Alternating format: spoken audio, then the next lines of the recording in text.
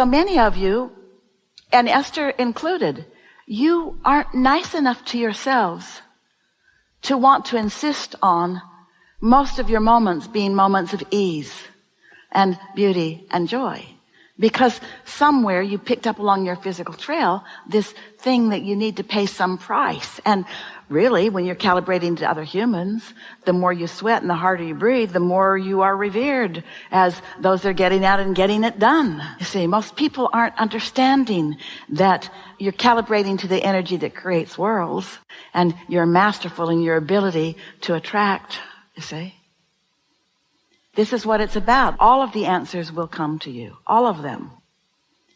The thing that is really a helpful thing to acknowledge is that because of resistance, which just means, really, it means difference. It means difference in frequencies. Because of that, when you ask a question, the frequency, the way the question feels and the way the answer feels are very different feelings. Let there be a little distance between, if you let yourself just feel what you're feeling and ask the question and get it out there. You've done the work of the asking, and the answer is already all queued up for you. And then, at a time when you are less resistant, you can allow the solution or the answer to come. The frequency of the question and the frequency of the answer, big difference. The frequency of a problem and the frequency of a solution, big difference.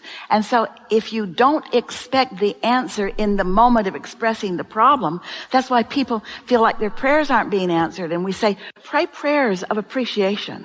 That puts you right in the receiving mode of everything that you've ever been asking for. It almost doesn't matter what you believe. Here we go again. A belief is a thought that you keep thinking. When you believe that you can't have something that you want, then you can't. Not right now. Not while the belief is that you can't. And so you've got to soothe that belief, that frequency, that emotion into something that feels better. It's not something to see. It's something to feel. And it doesn't matter what it is. You only have to know when it's there. And it's there every time you feel anything from the lower half of the emotional scale. Boredom, resistance, pessimism even more, frustration even more, overwhelmment even more, disappointment even more, doubt, all the way down to fear, grief, depression. And so that's how you know. So that's your indicator of what's in the way. And it doesn't matter what it is. You don't have to find out what the culprit is that caused one of those emotions and wrestle it to the ground and kill it. You don't have to figure out what it is and then go to therapy and see if you can get rid of it. You just have to find a matching thought to something that is optimistic. You're just looking for existing matches to the upper half of the scale, and that automatically takes you out of focus with whatever it was, and it doesn't ever matter if you ever understand what it was. Because as you soothe yourself, then you match different things. It's easier than you thought, isn't it? Does that make sense to you? Humans are we love you so much. You want to be so precise. You want to be able to explain yourself to everybody, and you want to be able to explain, well, I figured out what was wrong, and it was this and this and this. And the whole time you're explaining it, you're calibrated to it. So you're holding yourself in that frequency. It's like Jerry used to tell the story to Esther that he sat in front of the fireplaces, and the logs in that part of the country were they spit sparks all the time. And when one would get on his sweater, if he brushed it off quickly, not any problem. But if he didn't notice it, then it would burn a hole in his sweater. And it's the same sort of thing. When you've got something that doesn't feel good and you don't do something about it, it becomes more, because the law of attraction makes whatever is active in your vibration more, you see. And so once you understand that you've asked and it's been given, now just find a match that feels good, that feels like something that feels good to you, and we know you know the difference. Then you've accomplished a calibration, and then we have something to say to you. Hang on. Let's go into a new room together. Let's say that you all are hearing this and getting this and willing to try this. And it's new for you because you're really motivated to understand everything and explain everything, because You live in a society where a lot of people have demanded a lot of justification from you. In their comparative nature, in their controlling nature, it's all right. They didn't, in most cases, mean to do it. So you are willing to try this game. It's a priceless, valuable game where you're just going to realize when you're having a negative emotion. And so you get better and better at honoring your own requests, you see. Here's the new room that we wanted to walk in with all of you together. So you feel the negative emotion. That's all that matters. You're aware that you're feeling some uneasiness. It's in early subtle stages. It hasn't reached the place that there's some disastrous culmination. You're just feeling some uneasiness and you don't like it. And you like yourself enough to want to grant yourself easiness rather than uneasiness. So rather than trying to figure out what is it that I'm feeling uneasy about, you don't have to do that. You just have to find something that you are easy about. And as you do that, you keep your vibration in this frequency where what you need or what you want is always within easy access to you. That really is the way that it works. Esther used to say to Jerry, she was trying to convince him that he would like to be with her.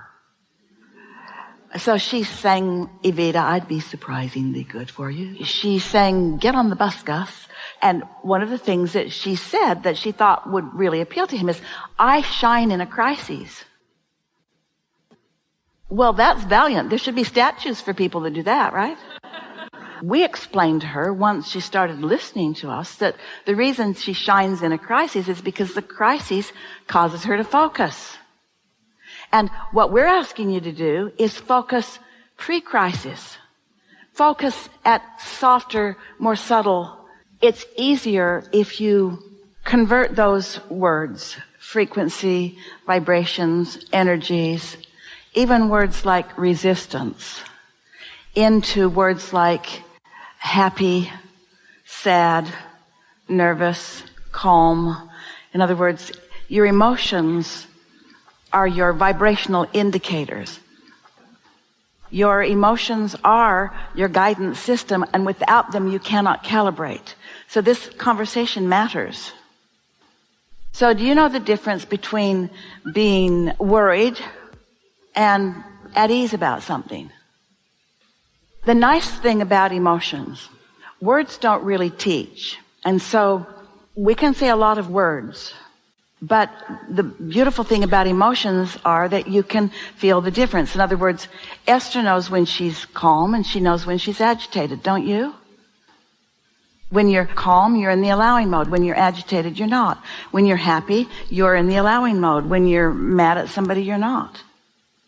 You are more than this physical apparatus. You're an extension of source energy that is consciousness. Not something that you can hear or see or smell or touch or taste. It's consciousness and it's vibration. And so this non-physical part of you is perceiving in every moment whatever it is you're perceiving. You're walking down the street. Your inner being is aware that you're walking down the street. Your inner being is aware of your body, of your movement, of what's around you, of what the fragrances in the air are, everything in your environment. Your inner being is aware of that. And you have an awareness too. And the blending of those two awarenesses equals your total experience. So the vibrational frequencies are important to understand because you are like a two-headed monster, so to speak. You have your inner being who has perception and you who have perception, and the frequency of your inner being and the frequency of you equals whatever your emotions are. So when we talk about calibrating to the frequency of your inner being, we mean look around and try to mold, modify, be deliberate about the way you focus into your environment and see if you can feel yourself into alignment with your inner being. And the way you do that, because you don't know what decibels are, you don't know, this is an A440. Did you know that? It's gone. Did you know that? Does that matter to you? Does it matter to you what the frequency was, or did you just hear it? In other words, Have you ever tuned a guitar or anything?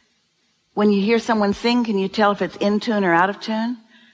Jerry and Esther hired a mariachi band to come to their property to just entertain while they were having a big party. And they hired them one year, and it was magnificent. It thrilled you. The sound of the horns, it thrilled you. And the following year, they hired the same group, the group that came from a high school, but all of the really good musicians had graduated, and now new musicians had come into the mix. And there was one very eager trumpeter who was not on key at all. And so Jerry's walking around with his burritos and his beans and his rice, and he comes over to Esther and he says, "You got to get that horn away from that kid."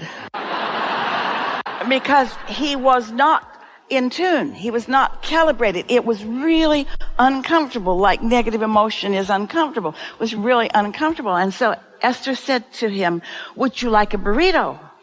And he said, "I think I'm supposed to be playing." And Esther said, "My husband is insisting that you come with him and have a burrito." And so he went and had a burrito, and then everything was so much better because the discordant thing was not in the mix of it, you see? And so it's like that. You can hear when something's out of whack, and negative emotion means something's out of whack, out of calibration with who you really are and all that you've evolved to the pure positive being that you are, and everything that your life experience in your physical body has brought you to become. What is the frequency of love? What is the frequency of hate? Well, what difference does it make what the frequency is? Don't you know the difference? What is the frequency of gardenia? Because it is a frequency that you are translating into the fragrance of gardenia. What is the frequency of smooth texture or rough texture? What's the frequency of that? Does it matter? Rough, smooth. Does it matter? Aligned, not aligned. Allowing, not allowing. Yeah? So let's just recap here just a little bit. So, how was that for you?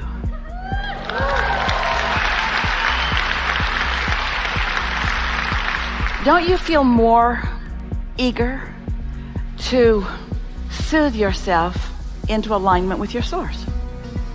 Soothe yourself there. Not prove yourself there. Soothe yourself there. Is it a good feeling to you to know that as you're moving through the details of any day, that your inner being is moving through those same details with you? And that your inner being is never questioning why you're doing what you're doing, or judging you, or trying to get you to do something different. Just there. Just a steady presence of knowing exactly what you want from every moment in time, and emitting a vibration that when you tune to it, then what you want will be your experience. Did you hear that? So if you're tuning to anything that feels good, you're covered. Anything that feels good puts you in the vibrational proximity of the person walking down the street who gives you the information that you were just wondering about. Or the sign that you didn't even know that was there, that has been there, but now that you can see it. In other words, everything around you, your world is about to be, just as a result of this little bit of time that we've spent together today, transformed into this magical, responsive, wonderful experience. But you gotta know how it works, and you gotta love yourself into letting yourself experience it. And don't try too hard to explain it to others, except through the clarity of your example.